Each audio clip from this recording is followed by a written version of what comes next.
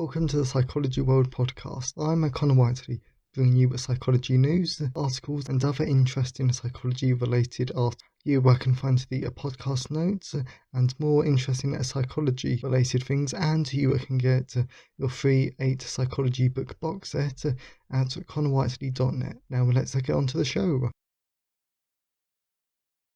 Hello everyone, and welcome to episode 30 of the Psychology World podcast with me, Connor Whiteley, and today's episode is on treatment of offenders.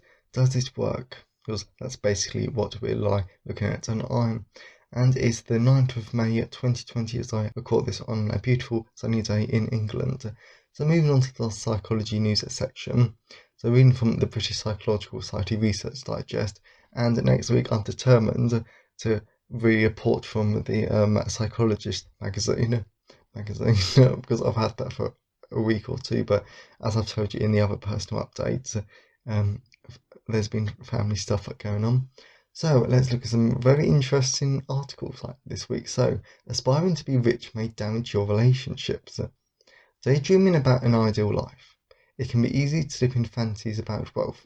Come on, it's all quite nice to fantasize about being rich, like having the yacht, the mansion, the land, the chickens. I'm joking about the last one. Cough, cough. There's a reason, after all, that winning the lottery is the ultimate dream for many people. Except if you're like me, and no, I just don't like to waste money like that. The reality of being rich, however, often doesn't match that dream, with some research suggesting that people who prioritise time are much happier than those who prioritise money. A new study in Personality and Social Psychology Bulletin drives home the message that money isn't everything. The team finds that financially conscious self-worth deemed on financial success, can leave people feeling lonely and disconnected. So the takeaway message from this one is if you do fantasize about money too much, just to think that, well, is this fantasy bringing you joy, and is it actually harming your relationships? Because if it is, then definitely reconsider prioritizing the people around you and your time. You could, create, enjoy life, create new memories compared to this fantasy that may or may not happen. That, I think, is actually quite an interesting statement, because to be honest, being rich would be nice, but let's say what I'm about to say will definitely tell you that I'm a writer and I'm a creative person. Yes, but I measure life by what I create, and that might be a book, a podcast episode, and spending time with the families and creating new memories, because I would rather look back at my life when I'm 80 or 90. I hope I live like that long, to be honest. I hope I live even longer, but hey ho. Yes, and I would love to say that I've created so much in my life, and that it's a life well lived. That's something to think about. Oh, yes, this I definitely did want to look at. So here's how the online status indicator in apps influences our behaviour. In basic terms, online status indicators convey reliability, whether someone is online or not, or when you last logged onto a particular app. But if you've been anxiously awaiting a response from a prospective partner, or suspect your friend may be ignoring you, you'll be painfully aware of just how much weight that indicator can hold. Now, a new study has found that many users are not only aware of all the online indicators can convey, but also change their behaviour accordingly. Now, this I can definitely say from personal experience, because it must have been a few years ago and I quite forget what it was, but to be honest, I forget the example, but I know that I really wanted to talk to someone and I needed an answer now. So what I did was I just WhatsApp for the sponsor. Yeah, because WhatsApp, if you use it, apparently it's a social media thing, but it's not. It's just free texting, to be honest. And that is very useful when you want to talk to people, because you can see if they've read your message and if they're ignoring you. So I definitely understand it through there. So thank you, WhatsApp. Maybe thank you, Facebook, because they brought it. I don't know, to be honest. So I can definitely say from personal experience. Oh, and as a budding clinical psychologist, this news item I think is definitely a note of interest. So, how do films like Joker shape attitudes towards people with mental health issues? Much of the discourse surrounding mental health over the last few years has been focused on stigma, breaking down those unhelpful myths around mental illness that both prevent people from seeking help and sometimes led to outright discrimination. What part of culture has to play in this mission is an interesting question. Both the madmen and the asylum have been ambiguously represented in cinema, literature, and television, often to the chagrin, probably completely butchered that, of those that have many stereotypes directly affected their lives.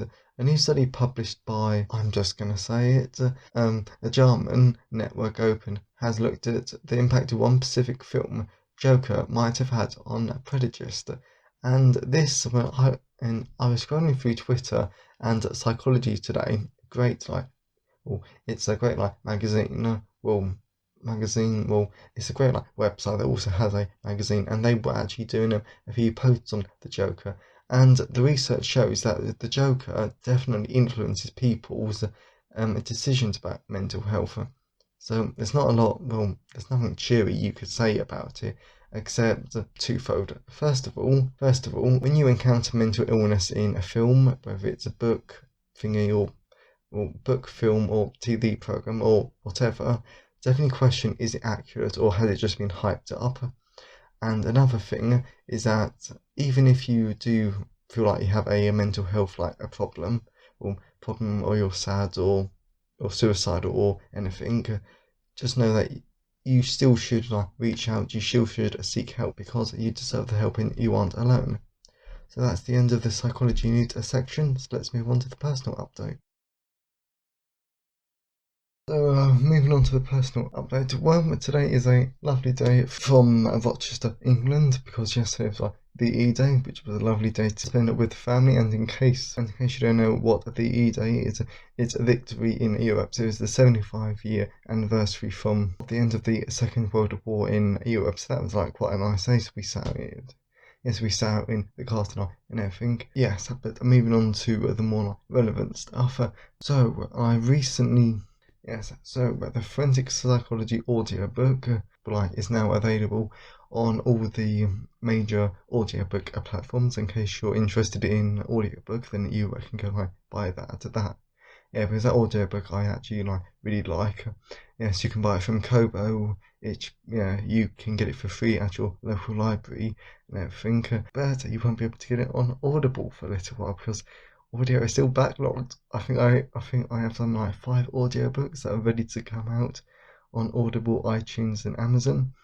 But they're not out because Amazon's backlogged, which is a bit annoying. But anyway, happy thoughts. Yes, and then what else happened? Oh yeah, that, and the Wednesday I had my birthday, my 19th birthday, so that's quite nice. And even though we're in lockdown, my parents still managed to make it quite nice. Yes, it was a nice day, that we all spent 2 weeks together, so that was quite good. Then I also had my forensic psychology exam on the exact same day, so mixed feelings about that.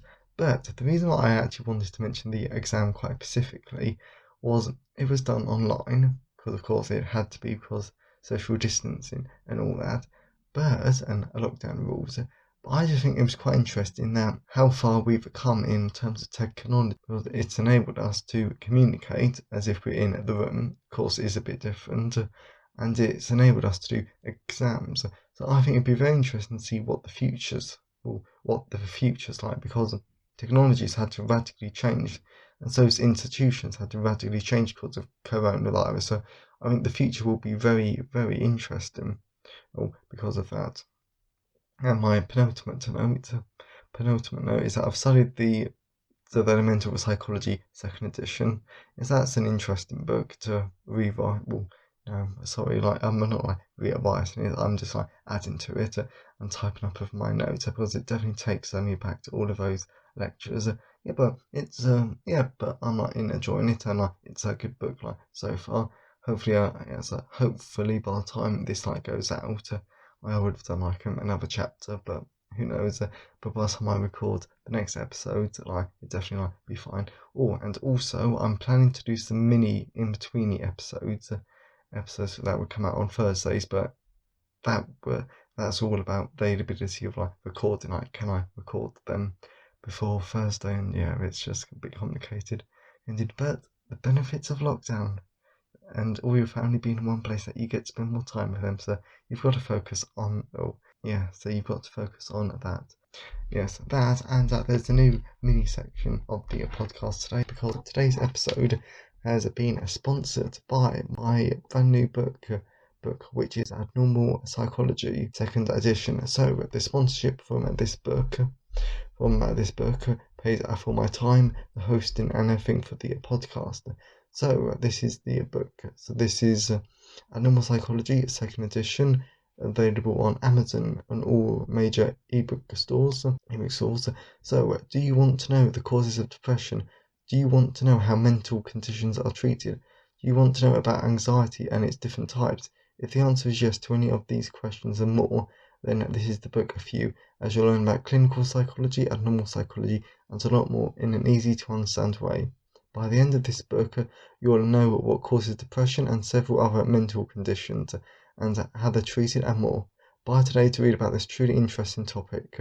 So this book, I really do like, and if you get it before the 29th of May 2020, you can get it for $2.99 instead of $4.99. And just to remind you, it's available on all major ebook platforms like Amazon, Kobo, Google Play, and more. So, I hope you've enjoyed the personal update. Let's move on to the content part of the episode.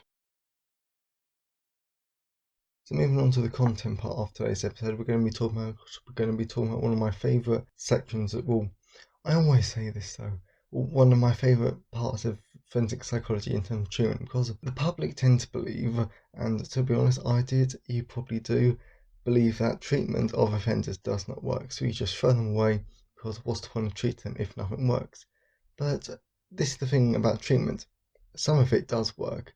And this is what I'm actually going to be talking about today. So does treatment work? And is it worth putting money into treating offenders compared to, just throwing them away? So to answer the question, like, does a treatment work for offenders? I could quite easily just give you the answer, but to be honest, there's no point.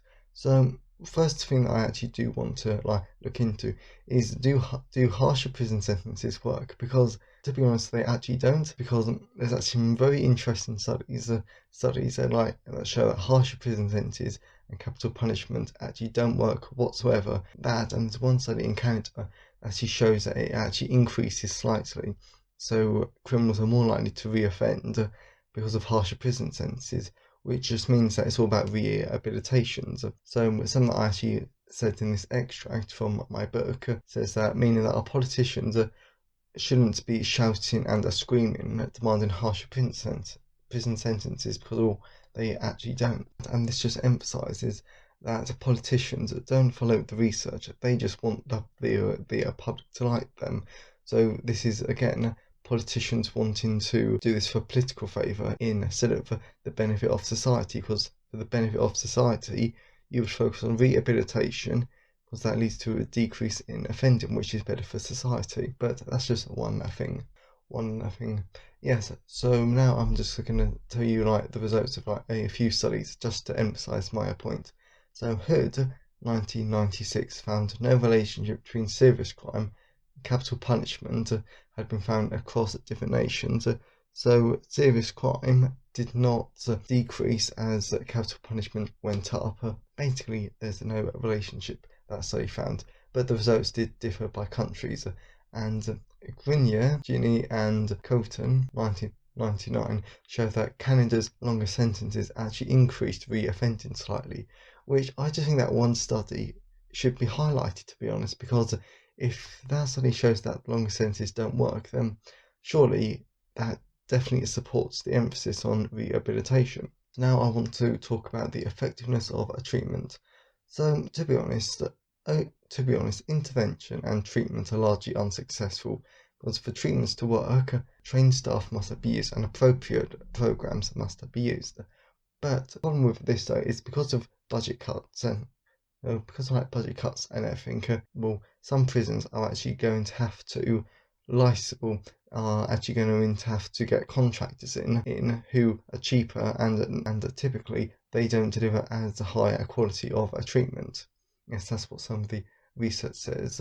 So some other ones says that Ronaldo and all 2002 found that community programs have the greatest effect. The reason for this is because if you get if you get the offender out into the community, then they can work for it, they can appreciate it, and this links to some of the other assets that will. Because there's another idea in like forensic psychology, I forget the researchers off the top of my head, but it's a community. It might be. I think it's off the top of my head. I think it's a community assets because in the original thing I wasn't going to talk about like this, but there's this thing called community assets, community or societal, one of the two, and the whole point of that is it says that if an offender has a roots or ties to a community or a society, then they're much less likely to try and harm it. So that's one of the many reasons why community programs work the best. And also, sex offender programs had a greater effects than other programs for crimes such as drunk driving, which is done by Smith, Gockin, and Gruyere, 2007. And that's because sex offender programs are very targeted, to be honest. It's actually quite impressive because drunk driving, I don't know, I don't know. Well, obviously, like, I've never seen the programs or looked at them in any depth, but I just don't think they'd be as targeted. And then another study is Duvey and Agoma in 2009 suggested that there were a more or less consensus that reoffending rates are 5 to 120 points lower with treated groups compared to non-treated groups. In other words, in much simpler terms, because even I have no idea what these points actually mean, is that there's a more or less consensus that treatment does tend to lead to a lower re-offending rate. So that's another one. But there are quite a few ineffective approaches, like let's say, and I am actually going to read out like this extract from my notes, mainly because I actually wrote this bit with a bit of comedy. I just want to see like do any offer you laugh. So another study that calls the effectiveness of treatment into question is Welsh and LaRoche 2014 that discussed that some interventions such as boot camps have an adverse effect on offenders. Personally, I can completely understand this result because I'm not an offender and I am what a society would call a good person, but I do not take orders and I am my own person. Thus, if I was at a boot camp, why I would be there in the first place is beyond me, and someone was shouting orders at me. Naturally, and I believe quite reasonably, I would rebel, and my focus would change from trying to learn the benefits of the lesson I was being taught at the boot camp to rebelling. Generally, this is what happens to offenders as well. And I imagine a lot of you listeners would actually completely agree with me because boot camp, I don't know why. To be honest, now thinking about it, I see it the logic partly because going to boot camp, structure, structure and all that might help the offenders, but no, I think it would work for a very small minority. And then for the last section, we're going to quickly talk about the overall treatment findings because let's answer the entire question of today's podcast episode. So does treatment work or not? So throughout this podcast episode, we've looked at treatment and why rehabilitation is at best. So in a general, treatment, which is defined in many ways, tends to show a positive result. The mean effect across interventions is small, but you've got to remember that this mean includes interventions and treatments that didn't work and that are quite weak. So you can basically say that some treatments work very well, others are meh, to put it more colloquially, or just okay, and some just do not work at all. But the important thing to remember is that there's no magic bullet for treating offenders yet, so we've still got a long way to go, but we are making progress. And to be honest, we've made a lot more progress compared to what used to happen, which is just you were just locked away and, well, you would just hope that time in prison would heal you. So, yeah, so there's a long way to go. So, I hope you've enjoyed today's episode. If you want to know more about forensic psychology, then please consider checking out my book, Forensic Psychology, available for free at your local library, available for print on Amazon, and available on all major ebook stores. So, have a great day, everyone. Thanks for listening today. I hope you enjoyed it. If you want to see the show notes, then please go to connorwhiteley.net. And if you want a free 8-book psychology box set, then please go to connorwhiteley.net. Have a great day, and I'll see you next time.